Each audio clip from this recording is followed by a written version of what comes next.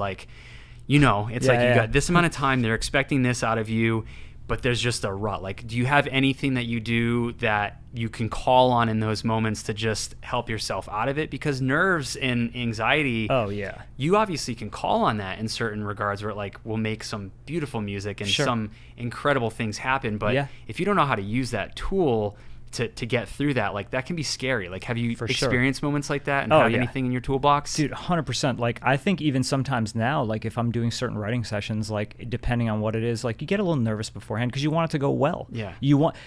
But the thing I will say is that songwriting in particular has prepared me a lot for this kind of stuff, because literally every day as a songwriter, you are trying out.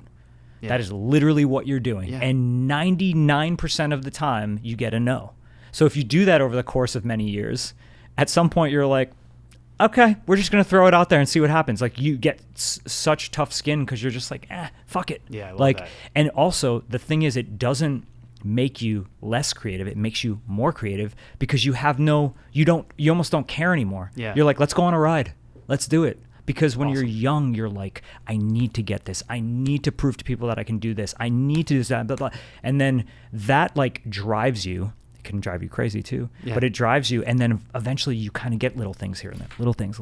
So you start gaining confidence, and then you start like believing in yourself a little bit more. That's how I did it, because I had a big transition between being in Monty RI and then immediately switching over to I'm a songwriter.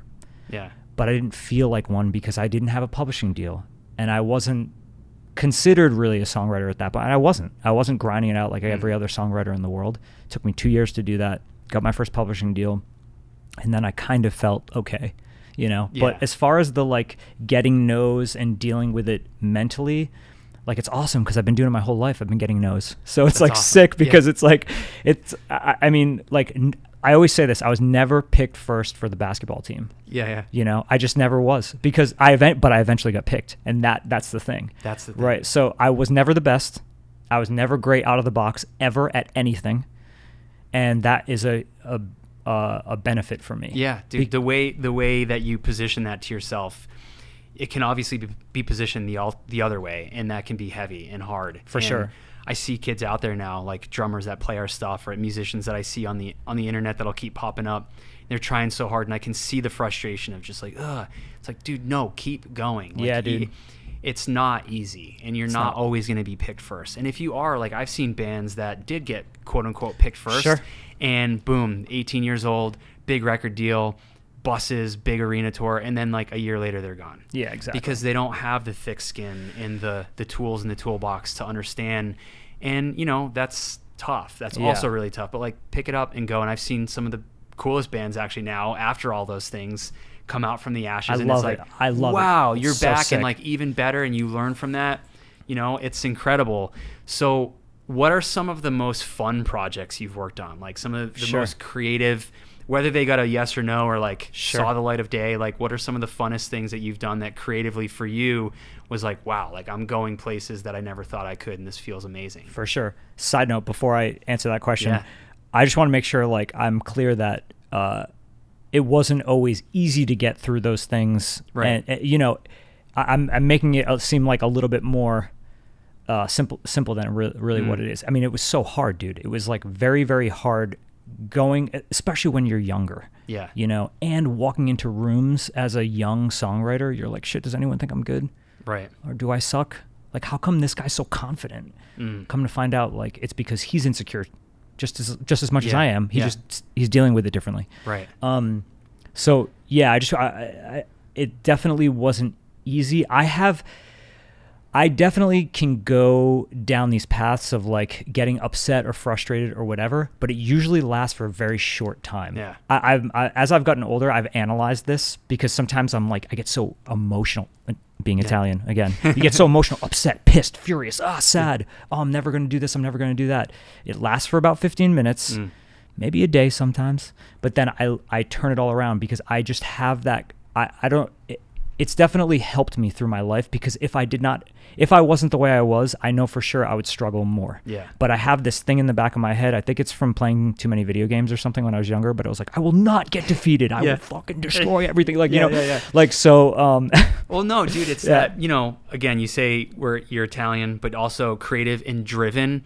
And those are the things, minus being Italian, that helps sometimes, Italians are cool. But like the being driven with that fire and that passion and that desire to want something, we've talked about it a lot so far, like developing that thick skin and turning those no's somehow into a yes, or turning that no into a self-reflective moment of like, why was it a no? Could it have been better? Oh yeah, I'm glad they said no because I was able to tweak these things. For sure. No, it's not easy, but it seems like you've been able to, through your entire career, see it through that light and go, I'm not going to let that get me down. And that's really important for people to hear, because you're never going to get to, you're in 30 Seconds to Mars now, you're producing all these bands, you're doing all these things that do seem easy, and they seem like they come easy to you, but they're obviously not, because you've gone through all of those battles, that you've developed that thick skin and you didn't give up. Sure. And it's easy to give up, and it's easy, easy. to go, I have imposter syndrome and I shouldn't even be here, like you said. 100%. Well, this dude oh my God. certainly seems cooler than me. Me going to my first NAMM show and exhibiting drums when I was like 20 years old.